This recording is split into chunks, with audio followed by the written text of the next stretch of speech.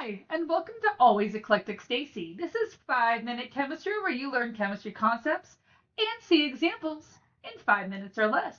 This is our ionic compound series, and we're taking a balanced compound and naming it.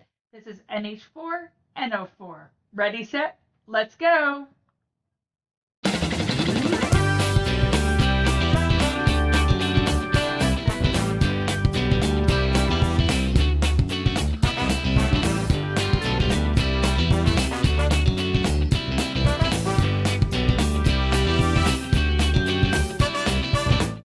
Hi, welcome to Always Eclectic Stacy. Today, we're taking NH₄NO₄, a balanced compound, and converting it into its proper name. Now, this one's not super tricky, but it looks like a lot, and I'm going to break it down for you.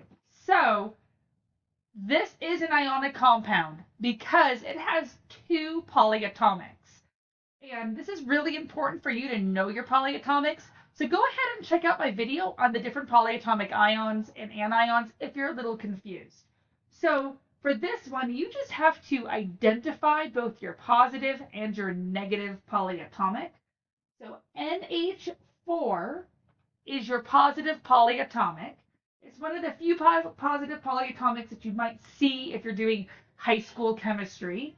And then NO₄ is our negative polyatomic. Remember, the positive always goes first.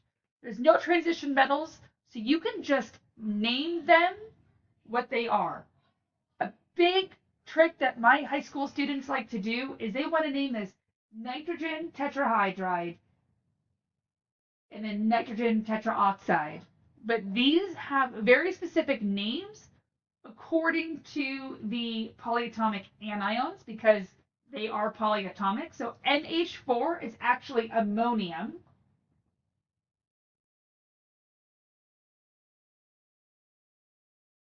And NO₄ is pernitrate, meaning it has one more oxygen than nitrate.